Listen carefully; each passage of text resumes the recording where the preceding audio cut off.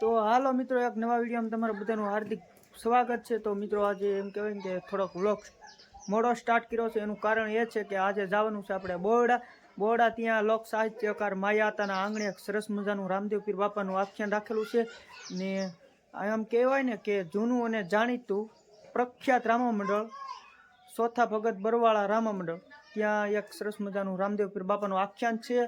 અને તો ચાલો મિત્રો, તો ના જઈને મળીએ તો વિડીયોમાં